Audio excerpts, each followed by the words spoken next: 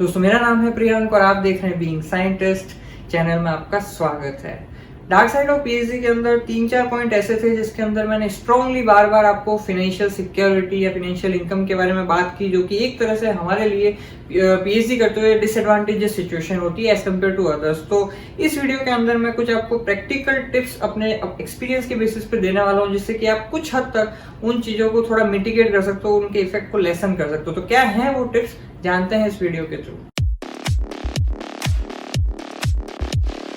अब मैं कोई बहुत बड़ा फाइनेंशियल गुरु नहीं हूँ, लेकिन फाइनेंशियली कोई सॉल्यूशन बताने से पहले मैं आपको एक पर्सपेक्टिव बताना चाहूंगा कि कैसा हम एक्सपीरियंस कर रहे होते हैं जब हम एक्चुअल में आ जाते हैं, और क्यों ये चीज जो है हमारे लिए बहुत ज्यादा इंपॉर्टेंट है और क्यों जो है हमारे इस पूरे के पूरे सिस्टम में मिसिंग होती है। अब होता क्या है कि एक स्टूडेंट होता है, मास्टर्स करके आता है और फिर पीएचडी की प्रिपरेशन वगैरह करता है, या कईयों का सीधा भी हो जाता है, और फिर उसके बाद में पहली फेलोशिप मिलती है तो एकदम मतलब बौखलाहट छा जाती है कि अब तो मतलब अपनी जिंदगी के सारे सपने पूरे करने हैं, यहाँ घूमेंगे, यहाँ खाएंगे, ये करेंगे, वो करेंगे, और फेलोशिप खत्म। तो कोई बुराई नहीं है, मतलब कुछ महीने अगर 2-4-6 महीने आपने अपने पे उड़ा भी दिए तो इससे ज्यादा कोई फर्क नहीं पड़ रहा, लेकिन एक फिर भी उसके बाद में आपको कुछ फाइनेंशियल डिसिप्लिन जरूर होना चाहिए, ताकि एक तरह से by the end of PhD आपके पास में कुछ ऐसा इनकम हो जो कि एक तरह से आप मतलब कुछ सोच सके बात के हिसाब से भी। अब ये जो फाइनेंशियल एजुकेशन है, ये एक तरह से पूरा का पूरा हमारा साइंस स्ट्रीम के अंदर अगर हम स्पेसिफिकली है तो मतलब होता ही नहीं है, इसके बारे में कोई डिस्कस ही नहीं कर रहा होता। ज्यादा से ज्यादा कोई बात कर रहा होगा तो एफडी की या आरडी की बात करेगा, जो अगेन आज की तारीख में बिल्कुल फ्लॉप है, उसका कोई ज्यादा कोई यूज नहीं है। तो हम उन्हीं की बात कर रहे होते हैं और बाकी के बारे में कोई बात ही नहीं करता। और कोई बात क्यों नहीं करता? क्योंकि उनको भी नहीं पता, और हमारी जो है सर्कल जो जैसे साइंस स्ट्रीम में आ गया तो वो भी वहाँ पे साइंस की बात ही चलती रहेगी। लेकिन यहाँ पे जो है अगर कुछ चीजें अगर शुरुआत में ही समझ ली अपनी पीएचडी के कि आपको फाइनेंशियली जो है अगर फाइनली बाद में आगे जाके स्ट्रांग होना है या थोड़ा आपको कहीं पे लिवरेज लेना है, और कुछ नहीं तो यार कम से कम इतना ही, अगर आप लड़के हो तो गोल बनाओ कि यार कम से कम हम अपना जो है एक सेल्फ रिस्पेक्ट मेंटेन रखेंगे, हम अपनी जो शादी है उसको सेल्फ फाइनेंस करेंगे। हम ऐसे नहीं कि उसके लिए भी जो है पिताजी पे डिपेंडेंट है कि वही सारा खर्चा करेंगे। तो अगर उतने लेवल तक भी पहुंचना है तो आज की तारीख में कुछ फाइनेंशियल डिसिप्लिन जरूरी है, अगर आप पीएचडी स्टार्ट कर रहे हो या अभी बहुत इनिशियल ईयर के अंदर ही हो तो। और अगर कॉमन सेंस से भी सोचा जाए तो आप ये जानिए कि जो इन्फ्लेशन रेट है वो हमारी कंट्री की 5 से 6% है, और जो बेसिकली इंटरेस्ट जो मिलता है हमें सेविंग अकाउंट में वो हार्डली 3% मिलता है। तो बेसिकली अगर कोई 100 रुपए की चीज आज मिल रही है तो वो अगले साल जो है उसकी वैल्यू 106 रुपए 105 रुपए हो जाएगी, लेकिन जो अगर वहीं पे आपका बैंक अकाउंट में पड़ा रहेगा तो वो 100 का 103 ही होगा। तो बेसिकली आपको 2-3 रुपए एक्स्ट्रा देने पड़ेंगे अगले साल उसी चीज को खरीदने के लिए, यानी आपकी मनी जो है वो वैल्यू कम हो रही है, उसकी डी वैल्यू हो रहा है। तो उस चीज को बचाने के लिए भी जरूरी है कि आप कुछ ऐसे इंस्ट्रूमेंट में डालो जहां से आपको ज्यादा रिटर्न आए, जिससे कि आप उस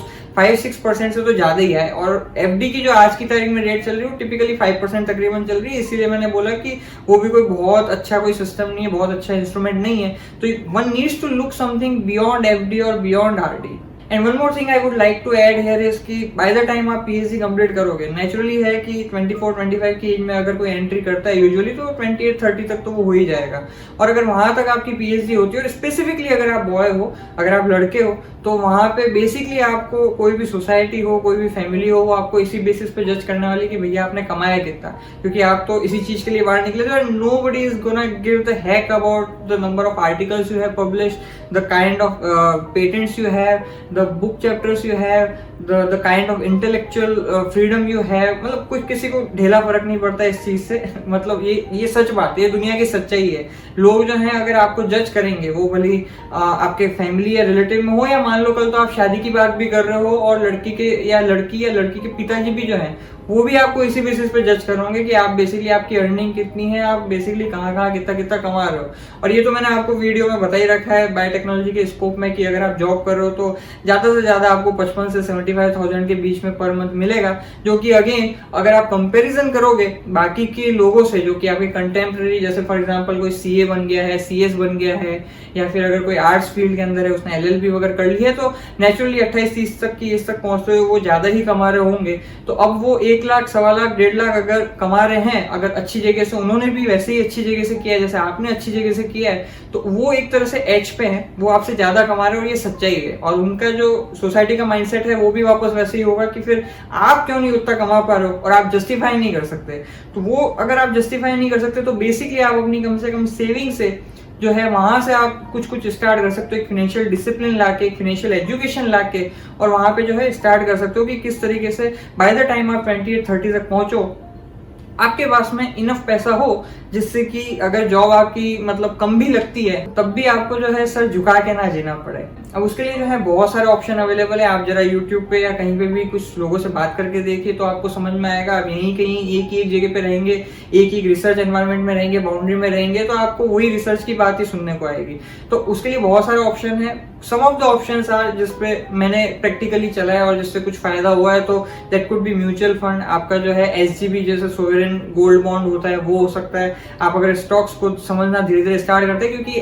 as a PhD student, as a researcher हमको काफी एनालिटिकल नॉलेज आ जाती है, तो हम वो एनालिटिकल स्किल्स जो हैं और भी जगह अप्लाई कर सकते हैं चीजों को समझने में। तो स्टॉक्स में जैसे अगर आप करते हैं, मान लीजिए आप कोई इस तरह का कोई चीज कर रहे हैं जिससे कि कांस्टेंट सोर्स ऑफ इनकम आता रहे। फॉर एग्जांपल जैसे कि मैं कर रहा हूँ, यूट्यूब है, तो मतलब कोई बहुत महान पैसे नहीं आते, लेकिन फिर भी एक कांस्टेंट सोर्स ऑफ इनकम अगर आपकी बन सके, आप कोई ई बुक लिख सकें, तो इस तरह की चीजें, आप कोई बुक पब्लिश कर सके, तो अगर ऐसी कोई चीजें आप सोचते हैं, और भी बहुत सारे ऑप्शन है, लेकिन मतलब these are the things which you can do parallelly with your PhD tenure only. और इसके लिए आपको ज्यादा लुकअप करने की या ज्यादा मेंटेनेंस की, उन सब चीजों की जरूरत नहीं है। एक बार आपने मेहनत की या एक बार आपने दिमाग लगा के कहीं पे इन्वेस्ट कर दिया, एंड देन आपको एक फिक्स जो है, जितने भी मैंने आपको इंस्ट्रूमेंट बताए 10 to 20% के बीच में आपको रिटर्न आते रहेंगे, और वो रिटर्न जो है डेफिनेटली आपके इन्फ्लेशन से ज्यादा है, तो you are basically in a win win situation. I wish you all the best कि आप कुछ फाइनेंशियल जो है डिसएडवांटेज जो रिसर्च में या पीएचडी में होते हैं उनको ओवरकम कर पाएंगे और